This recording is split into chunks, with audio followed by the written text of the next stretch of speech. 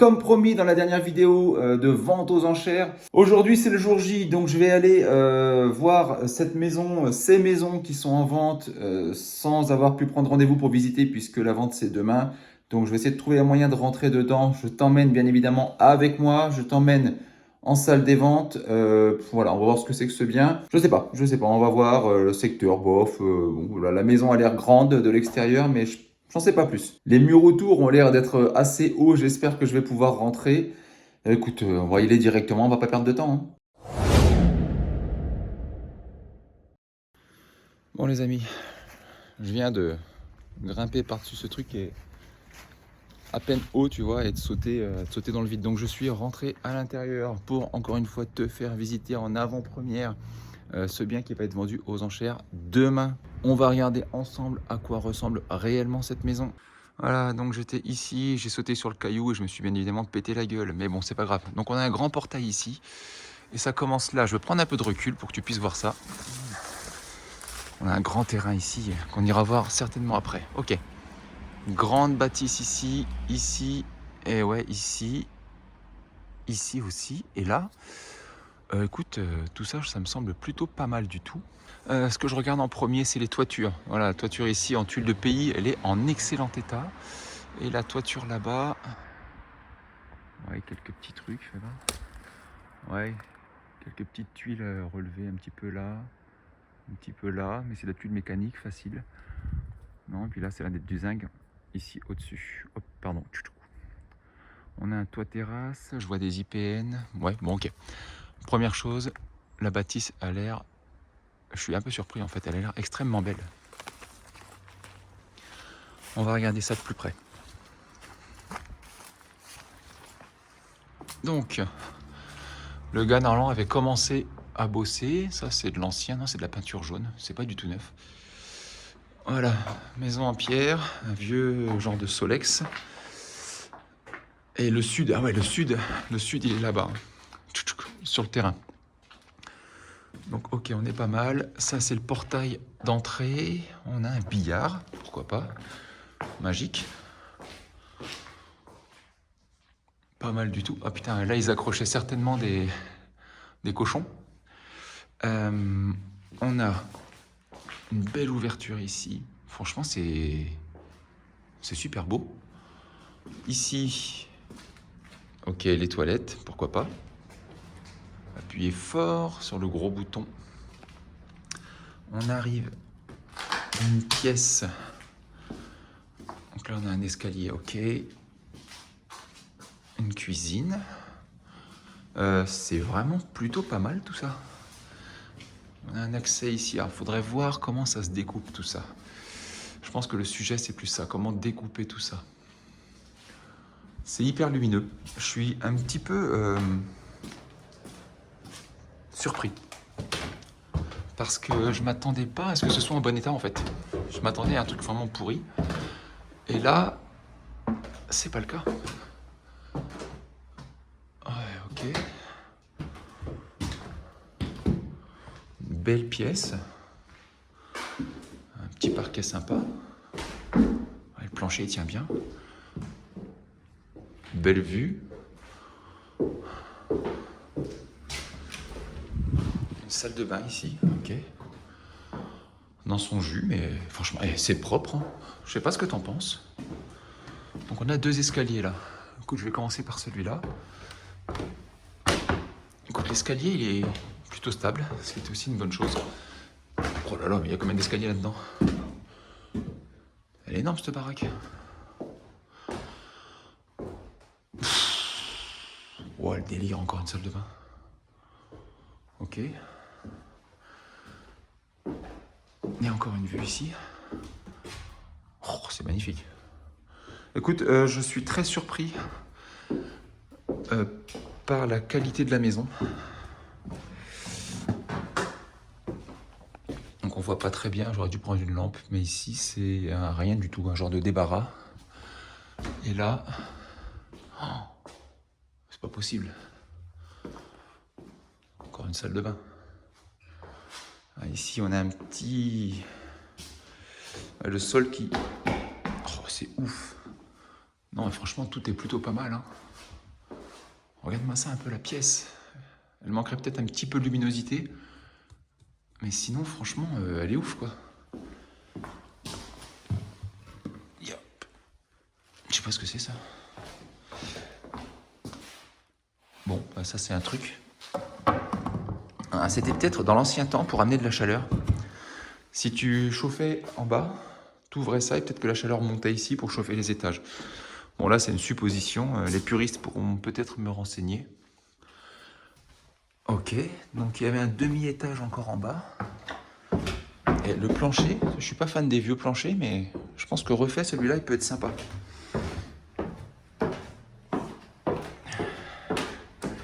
Les murs sont pas isolés, tu vois. Tout ça, c'est isolé. Et c'est ce qui est chiant quand tu as un escalier comme ça, c'est que pour isoler, tu es obligé d'isoler par-dessus l'escalier, si tu gardes l'escalier. Et du coup, c'est ce qu'on appelle une rupture de pont thermique, quoi. Enfin, ça te fait un... Tu peux pas isoler vraiment d'un bout à l'autre, ce qui fait que l'air froid, en fait, peut pénétrer. Bref. Hop, donc là, il y a une fenêtre que tu vas certainement pas voir. Une fenêtre ici. Waouh, elle est immense, cette maison. Oh, elle est géniale. Donc là, on est sur la rue, malheureusement. C'est une rue assez passante. Mais tu as une fenêtre qui donne vers l'intérieur. Et ça, c'est génial. Je suis en kiff. Je suis en kiff. Et là, il y a un escalier qui mène nulle part. Ça, c'est sympa. Il y a encore une pièce là. Donc là, il y a quoi? Un WC. Il y a des WC partout là-dedans. Oh, une petite salle de bain. Oh. Non, ça m'a l'air bon. Donc là, tiens, je vais te montrer un truc sympa. Je vais monter là-dessus. Ok. Tiens, ça, c'est super. Là, tu vois, on se dit, ouais, le bois, il est foutu, il est mort. Ce que tu vois, tous les petits trous, c'est ce qu'on appelle du lictus ou de la vriette. C'est un coléoptère de la famille des Cerambycidae. Ça veut dire qu'il a 2 vies. Bon, bref, on s'en fout. C'est un petit insecte qui ravine à l'intérieur, c'est-à-dire qu'il va bouffer le bois à l'intérieur. Et tu vois, ton bois, ça devient de la merde. Donc là, on le voit, mais des fois, ton bois, il est comme ça. Tu le vois pas. Et si tu grattes, en dessous, tu dis, putain, c'est la merde. Donc soit c'est lictus, vriette, et quand c'est des gros trous, c'est du capricorne. On appelle ça le capricorne des maisons. Et tu vois, c'est de la poudre en dessous. Donc ton bois, il commence... Oh la trouille. La porte s'est fermée avec le vent. Ton bois, c'est de la poudre, donc il est censé rien retenir. Donc tout ça, faut le sonder en fait, pour voir si ça a été bouffé au cœur. À savoir que souvent, quand tu as des bois comme du chêne, des bois très nobles, à l'extérieur, tu vois ça, mais à l'intérieur, c'est hyper solide. Et vu qu'ils ont... Ouais, non, c'est quand même... Tu vois, ça fait la gueule. Hein. Tu vois? Merde. Tout ça, c'est les bestioles qui l'ont bouffé. Elles se nourrissent du bois, en fait. Ouais, bah tu vois, il y a quand même un petit peu de sondage à faire. Pour pas se prendre la maison sur la gueule. Il y a encore une belle vue. Bon, je vais pas compter le nombre de chambres. Je vais refermer ça. Hop. Ensuite, je crois qu'on avait encore un demi-niveau en dessous. Ou... Non, c'était au-dessus, donc c'est fait. Ok, là.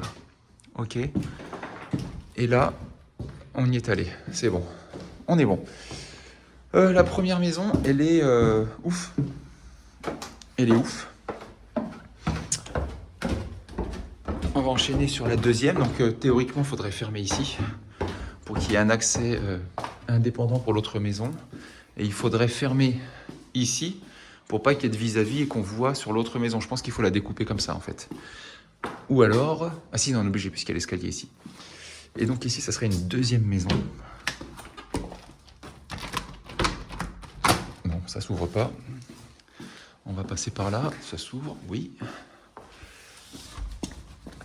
Hop. Ah, c'est super sympa, regarde, avec le petit escalier. Donc là, en imaginant que ça se soit fermé, et éventuellement, la fenêtre qui est là-haut, il faudrait la fermer aussi. Pour pas que ça fasse du vis-à-vis. Tu vois, juste celle-là et celle-là. Comme ça, ici, tu auras un espace complètement indépendant qui est franchement magnifique. Où je pense que le terrain qui est derrière devrait aller à la maison qui est là. Et ici, lui redonner un bout de terrain dans le prolongement. Pour qu'il y ait du terrain ici, que ce soit sympa. Ouais. Un genre de truc comme ça. Et du coup, Donc cette maison,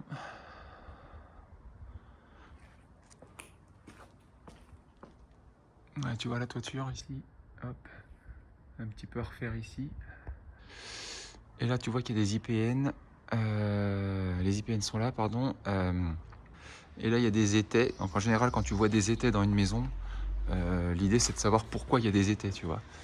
Donc là clairement ils ont essayé de retenir quelque chose, ou ils ont essayé, ou alors ils ont ouvert ici. Et ils voulaient intégrer cette surface là à l'intérieur de la maison, avec le toit terrasse là. Moi je pense que ça aurait été moi, j'aurais tout pété. J'aurais pété le toit terrasse, j'aurais fait de la place ici en fait. Je me serais pas fait chier. C'est des gros IPN, hein. Ça a l'air bien fait en tout cas. Ok, donc ici on a une jolie cave, magnifique. Ici, ok, donc le mec il a commencé. Ouais, ils sont pas faits dans l'ordre, hein. Tu vois, tu commences par faire tes planchers nickel, tout nickel, faire ton gros œuvre et après t'enquilles sur tout ça, quoi. Là, ça sert à rien de faire ça maintenant. Petit problème, l'ami. Bref. Ça, c'est la suite. Et ça, c'est la suite encore. On va re-rentrer ici. Paf. Donc là, il faudrait imaginer que... Ben non, c'est bon. Ici, c'est bien fermé. On a les fenêtres qui donnent sur l'extérieur. Parfait. Un escalier en excellent état. Les planchers, écoute, on a un plancher bois ici, je sais pas ce qu'il y a en dessous. Et de la tomette. Une porte d'entrée, donc une entrée indépendante, ça c'est cool. Écoute, c'est assez grand, moi je trouve. Tu te fais un beau petit salon, une belle cuisine. Tu te prends pas trop la tête ici. On dirait qu'il y a une ouverture qui a été faite. Et c'est bien, ils ont enlevé les murs porteurs, ça veut dire que tu as moins de boulot. Et ça a l'air d'être très très bien dimensionné, effectivement. Nickel. Écoute, franchement, il y a du cachet, hein. Un bon petit tas de cailloux. Franchement, encore une pièce ici ou c'est la même? Non, c'est une autre. Non, c'est la même. C'est la même que tout à l'heure, pardon. Et franchement, cette rue-là, elle est un petit peu passante. Mais vu que ouais, il faut se démerder pour avoir des ouvertures sur le sud. C'est pour ça que si t'enlèves, tu vois, t'arrives ici, t'enlèves le toit terrasse là directement, et ben au moins t'as la lumière qui arrive directement ici. Et t'es pas dans une pièce sombre. Pareil pour l'autre côté, ça rajouterait vachement de lumière en fait, sans le toit terrasse. Bon, on va grimper. Hop. C'est solide. Ok, qu'est-ce qu'on a là-dedans? C'est tout neuf. Une ouverture ici. Tiens, les IPN, fais voir un peu. Donc, les bonnes grosses soudures là. Écoute, c'est pas dégueulasse, hein. Par contre, ça repose là ou pas? Ouais, faut quand même vérifier tout ça, hein. Ok. Un plancher bois, un plancher en tomette. Hyper lumineux. Hyper lumineux. Mais ici, tu peux faire une suite parentale si tu étais dans une chambre. Attends, je comprends pas. Ah mais non, mais ici, j'ai pas du coup... Ok, j'avais dit de l'extérieur, on va bloquer cette fenêtre. Mais en fait, cette fenêtre, je suis paumé. Faut que je regarde. Hyper lumineux. Ça, c'est génial. Il y a encore un étage là-haut. Ok. On a encore une chambre. Franchement, c'est lumineux, hein. Hyper lumineux. On a une porte ici. Non, ça c'est condamné. Et une porte sur le côté là. Ça colle. Le toit terrasse. Ah mais non, mais c'est trop bien en fait ça. Il n'y a pas besoin de condamner, ça appartient à cette maison. Putain, je comprends rien du tout. Hop, là on était dans la chambre. Et là c'est la salle de bain. Ok, donc... Oh, il y a un petit micmac là. En fait, c'est enchevêtré ici. En fait, cette partie-là... Non, ça va pas du tout. Et puis t'as vu là comment ils ont incrusté la maison?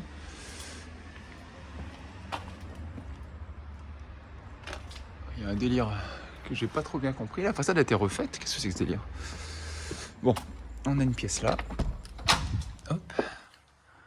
Une grande pièce. pourrait faire un petit dressing, quelque chose, je sais pas.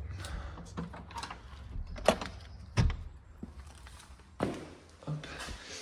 Je vais aller revoir cette histoire de suite parentale, entre guillemets, pour essayer de comprendre. Et en fait, ici, cette partie-là, faut la fermer, en fait, faut la condamner.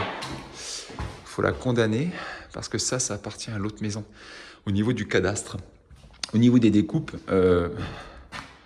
au niveau du cadastre et des découpes, je t'encourage à faire des choses qui sont simples. Si tu as un bout de ta salle de bain qui est au-dessus du salon de la maison du dessous, au niveau du cadastre, vu que les dessins sont faits vus du dessus, c'est super chiant en fait. Essaie de délimiter quand tu vois des maisons comme ça, vraiment des trucs carrés. De haut en bas, ça appartient à une maison, de haut en bas, ça appartient à l'autre maison. Et pas des pièces qui sont les unes au-dessus des autres et qui appartiennent celle du dessus à un propriétaire, celle du dessous à l'autre propriétaire. Ça t'évitera d'avoir des problèmes, mais surtout lorsque tu voudras vendre, ça sera hyper simple, ça sera carré, on saura que telle maison appartient à telle personne et les gens qui voudraient acheter ne se diront pas, par exemple, j'aurai un problème d'isolation parce que sa salle de bain elle se retrouve en fait dans la partie de ma maison, donc il faut que j'isole bien phoniquement. Ou s'il y a une fuite d'eau, par exemple, dans cette salle de bain, ça va tomber dans la cuisine du dessous qui est un autre propriétaire. Donc ça peut créer des conflits de voisinage et ça, les gens, ils détestent. Donc c'est hyper important de bien distribuer les maisons de telle sorte à ce que chacun soit chez soi. Je suppose que tu aimes bien être chez toi, bah, sache que c'est pareil pour tout le monde. Ça, c'est encore une petite astuce de Sioux. Donc il semblerait qu'il y ait encore un escalier. Et on est parti. Ah, putain, c'est hyper lumineux. Il y a encore ici. Waouh. Il y a des crottes de je sais pas quoi partout. Je vais me faire attaquer par un rat, moi je le sens. Mais c'est quoi ces crottes là? Je vais me faire vraiment attaquer là. Bon, ici, hauteur sous plafond minime.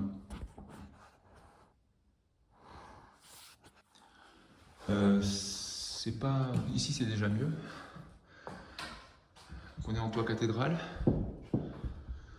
Écoute, il y a de quoi faire une chambre sympa ici. Faudrait recaler un petit peu le plancher pour pas avoir toutes ces... Et franchement ça tient bien. Il y a un petit peu de boulot ici quand même. Mais c'est joli. Ça a du cachet. Et puis un adolescent, il sera super content d'être ici tout seul, tout l'étage. Et franchement, tu mets ici une télé et puis une PlayStation, le mec il est bien. Un petit peu d'humidité. De toute façon, les placos sont à refaire. Faut pas se poser de questions dans ce genre de maison, tu refais tout. Par contre, il y a de la surface, franchement, ça commence à me titiller là, fortement. Hop.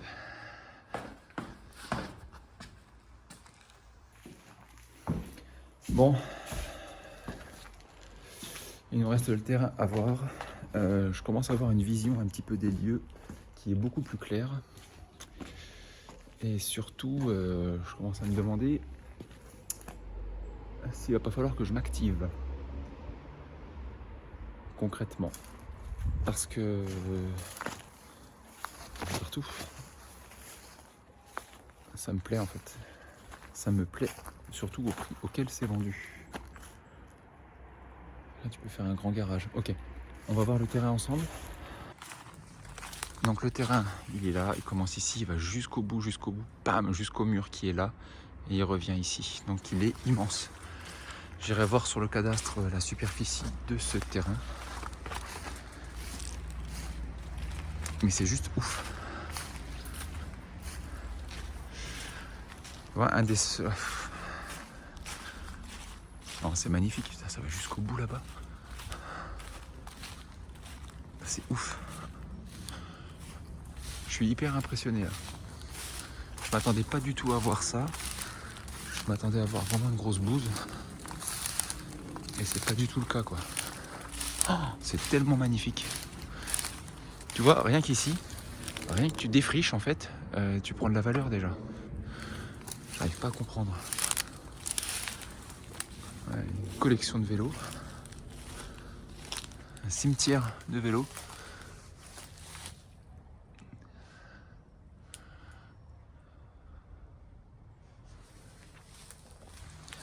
Et ici, des moutons. Un cours d'eau. C'est super beau. Regarde une vieille verrière, super sympa. Ah ouais. Ouais, super beau, franchement. Super sympa.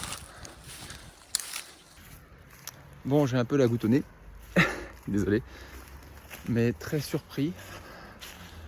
Positivement. Le seul souci, entre guillemets, c'est que le secteur, il n'a pas un prix au mètre carré élevé. On va regarder ça ensemble, on va se faire une petite étude. Ce qui fait que là, il faut bien faire en 2 maisons. Il y a quand même beaucoup de travaux. On va étudier ça ensemble. Je vais devoir faire de l'escalator encore, c'est-à-dire m'échapper d'ici par l'endroit où je suis entré. C'est ça. Tac. Donc je vais monter là-dessus, sauter sur ce mur, sauter là et sauter là. Tout simplement. Ok, on va survoler rapidement le dossier que j'ai reçu de Xavier. Donc merci beaucoup Xavier, c'est un abonné qui m'a envoyé le dossier. Donc j'ai pas eu besoin de courir à droite et à gauche pour retrouver le dossier complet. Ce qu'on peut voir dans ce dossier, c'est que les gens qui vendent ce bien, un peu de force malheureusement pour eux, ont 236 000 euros de crédit, ce qui est énorme. Je ne sais pas à combien ils ont acheté la maison, mais visiblement beaucoup trop cher. Donc il leur reste 236 000 euros à payer. La première vente aux enchères qui a eu lieu le mardi 12 septembre 2023, avec une mise à prix à 15 000 euros qui était vraiment très bas pour ce type de bien. Eh bien, suite à ça, en fait, il y avait très peu de personnes sur place, donc très peu de personnes pour enchérir, ce qui fait que le bien est parti, alors je ne sais plus si c'est à 17 ou 18 000 euros. Ce qui se passe en fait quand il y a une vente comme ça, dans un délai d'1 mois, n'importe qui peut arriver et puis dire bah, moi je veux faire une surenchère, c'est-à-dire que je décide que le prix il n'est pas assez élevé, le prix de vente finale, et du coup tu peux faire une surenchère de minimum 10% supplémentaire à la dernière enchère qui a été effectuée. Alors la dernière enchère c'était 17 ou 18 000 euros. Ce qui fait que la surenchère, donc vente sur surenchère, qui a lieu le mardi 12 décembre 2023, a une mise à prix à 19 800 euros. Donc techniquement, ça a dû se vendre 18 000 euros, plus 10%, 1800. À mon avis, ça s'est vendu 18 000 euros, donc très peu cher. Il y a une personne qui a dit, à mon avis, ça ne s'est pas vendu assez cher, donc je vais faire une surenchère. Donc il y a une nouvelle vente aux enchères qui a été programmée pour le 12 décembre. Nous sommes le 11 décembre. On vient d'aller voir la maison ensemble. Le problème, c'est que pour enchérir, il me faut un avocat. Je suis en ce moment dans l'attente. J'ai déjà eu des refus et je suis dans l'attente d'un avocat. Donc, je ne sais même pas si je vais pouvoir enchérir alors que ce bien est quand même cool. Donc voilà, on va voir ça ensemble. La suite. On est le jour de la vente et il est 6h15. Donc j'ai trouvé un avocat, ça fait plaisir, ça n'a pas été évident. J'ai des papiers à réunir, à lui fournir, sinon je ne pourrais pas enchérir. Encore une fois, on est dans le vrai. Des fois c'est speed, des fois on n'a pas tout ce qu'il nous faut au bon moment. Il y a certaines choses qui se font aussi dans la précipitation et avec les yeux un peu bouffis. Et ça c'est exactement le travail que tu aurais à fournir si tu voulais faire des choses cool en immobilier. C'est que des moments, bah voilà, tu as des petits yeux, tu dois te lever tôt pour aller faire des travaux, tu dois te coucher tard parce qu'il faut les terminer. Ou quand tu as une opportunité qui se présente, et ben effectivement tu as des petites choses à faire qui sont pas forcément évidentes au quotidien. Mais c'est la différence entre toi et quelqu'un qui va garder son rythme habituel et jamais prendre de risques, entre guillemets, c'est que la réussite, elle vient à ceux qui le demandent vraiment. Et la seule manière de le demander, c'est de fournir des efforts. Donc on ne sait pas ce que ça va donner, c'est quand même beaucoup d'efforts sans garantie de résultat. Mais c'est ça l'entrepreneuriat, c'est de tenter, de faire des choses sans savoir ce qui va se passer derrière, sans savoir si on va réussir. En vrai, dans ces moments-là, pour moi, c'est pas hyper important parce que j'agis par passion, je kiffe ce que je fais. L'autre point, c'est que ça rapporte de l'argent, donc c'est vrai, c'est une motivation supplémentaire. Mais si tu kiffes en plus, t'as tout gagné, quoi. Donc je vais me mettre au boulot pour terminer le plus rapidement possible les tâches que j'ai à effectuer afin d'avoir l'esprit libre. Je te dis à tout à l'heure. Bon, on est sur la route, direction quasiment le tribunal, mais on va faire un petit détour par la banque parce qu'il faut un chèque de banque pour pouvoir enchérir. Un chèque de banque de 3 000 euros, en espérant qu'ils aillent vite à me faire le chèque parce qu'il me reste 20 minutes pour arriver à la banque, me garer, faire le chèque, repartir et aller au tribunal. Timing un poil serré, mais bon, on devrait y arriver. Bon, petite chose importante, je me suis fixé le prix maximum de 35 000 euros. À savoir que ce que j'aimerais, c'est rester en dessous des 30 000, ça serait génial. Et de 30 à 35, je me laisserai le temps de la réflexion pour savoir si je monte jusqu'à 35. Ça me semble être quand même une bonne affaire, mais j'aimerais bien l'avoir au plus bas coût possible. Ok, chèque de banque. Quel est le montant? 3 000. Le nom du bénéficiaire. CARPA, C-A-R-P-A. L'objet du chèque, c'est quoi? Enchère. Ah, ça va, mon chèque. Je peux vous Merci.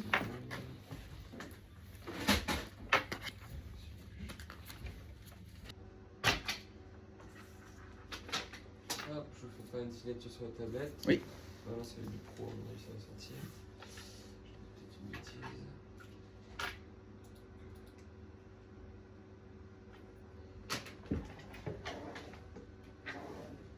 Ça s'imprime.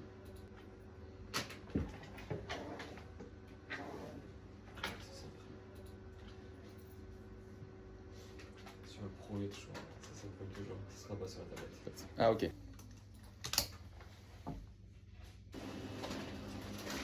Hop, je vous laisse me faire une signature juste ici.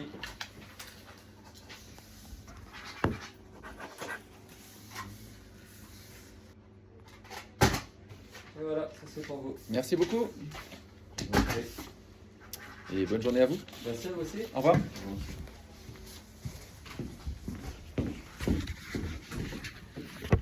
Allez-y, madame. Merci, monsieur. Allez-y, monsieur. Allez-y. Bon, merci. Merci à vous.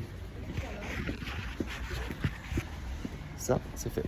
De deux habitations indépendantes avec un logement commun et un jardin commun accessible latéralement par les deux habitations. Les lieux sont inoccupés et nous avons une mise à prix à 19 800 €. Le bien précédemment décrit. Sur la nouvelle mise à prix de 19 800 €, les frais payables en plus du prix de l'adjudication ont été taxés à la somme de 9 754 € et 85 centimes. Les enchères démarrent. 20 800. 22 000. 23 000. 24 000. 25 000. 26 000. 27 000. 28 000. 29 000. 30 000. 31 000. 32 000. 33 000. Ah. On se fera. 23 Je vous laisse la primeur. 34 000. 35 000.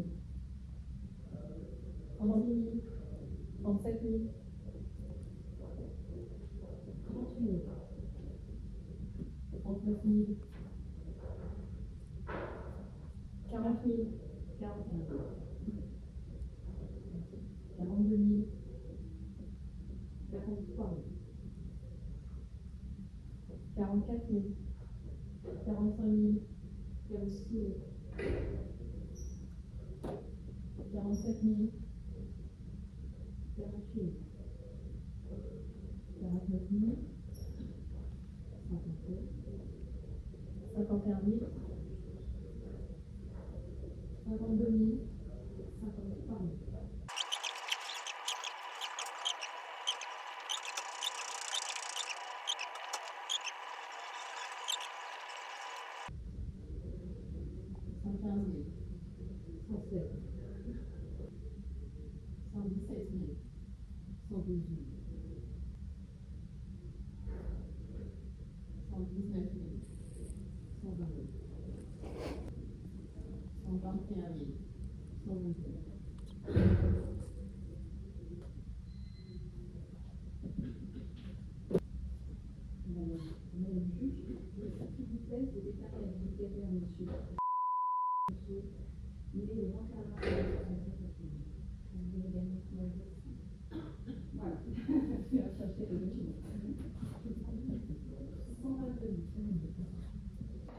Bon, comme tu as pu le voir, la vente s'est terminée. L'enchère a été expéditive pour moi. Le niveau auquel je pouvais aller était beaucoup trop bas par rapport à ce que certains ont proposé.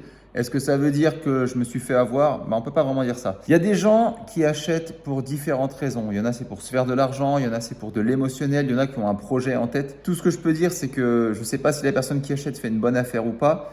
Mais pour moi, ça n'en est pas une en fait. L'idée, c'est de gagner d'argent sur ce type de bien, de ne pas prendre de risque, ou en tout cas le moins possible. Et la personne qui a acheté, bon, j'en ai parlé avec différents marchands de biens qui étaient sur place et différentes personnes que je connais. Personne n'aurait acheté à ce prix-là. Il y a un marchand qui achetait autour des 100 000 qui était à côté de moi. Il avait un projet bien particulier en tête, mais là, il a dit clairement c'est beaucoup trop élevé. À savoir qu'il y a à peu près 10 000 € de frais supplémentaires à ajouter l'avocat à payer. Pour ma part, donc j'ai trouvé l'avocat cool au dernier moment sur recommandation, et l'avocat, je le connaissais pas. Par contre, il a été super sympa.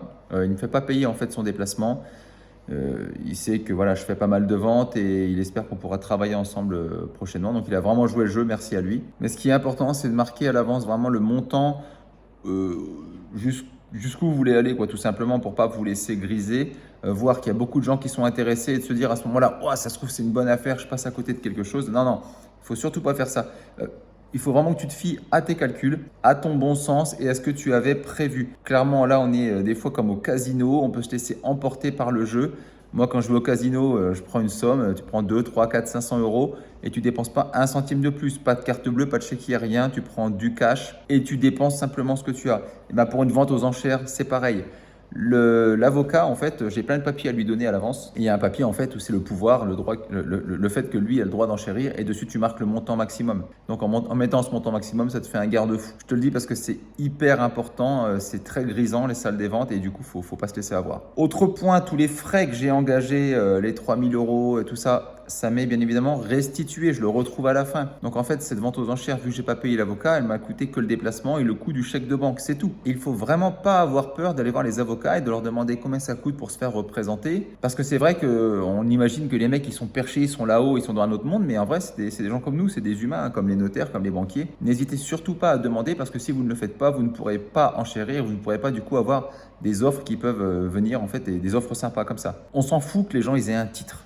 Tu vois, le notaire, on dit que c'est maître, on l'appelle maître, ils appellent maître, ou le médecin, tu sais, quand tu vas chez le médecin, il dit docteur, vous savez que machin, non, c'est monsieur, enfin, c'est des messieurs. Pareil pour un avocat, j'appelle monsieur, enfin, maître, machin, bon, je sais pas ce que c'est le délire, mais pour moi, ils sont pas au-dessus de nous, hein, c'est des gens tout à fait comme nous. Et d'ailleurs, franchement, l'avocat était super sympa, il avait de l'expérience, c'était un bon avocat. Mais voilà, ils parlent normalement, les mecs, enfin, ceux qui sont, d'ailleurs, franchement, ceux qui sont pas à notre niveau, enfin, qui se mettent pas à notre niveau, faut pas travailler avec eux, c'est des gens qui se prennent pour je sais pas quoi. Mais ce qui est important pour nous, c'est de s'entourer de gens avec qui on s'entende bien, qui sont un petit peu comme nous et qui nous fassent comprendre vraiment les mots qu'on comprend pas, qui puissent vraiment nous renseigner de la meilleure des façons et nous protéger parce que c'est leur rôle, on les paye pour ça. Donc voilà, ces maisons, je ne les ai pas achetées, vraiment c'était un petit coup de cœur, elles étaient vraiment sympas. Il y a eu une anomalie lors de la première vente, personne ne s'est déplacé, ça arrive, va savoir pourquoi. Le mec qui avait enchéri au début doit être vraiment dégoûté. Mais bon, c'est le jeu. À défaut de pouvoir toi aussi te déplacer, ben écoute, je t'apporte tout ça dans l'écran, tu peux voir comment ça se passe. Au moins quand toi tu iras la première fois sur une vente aux enchères, ça sera plus vraiment une première fois parce que tu auras vu déjà comment ça se passe plusieurs fois sur ma chaîne. J'espère que ça t'a plu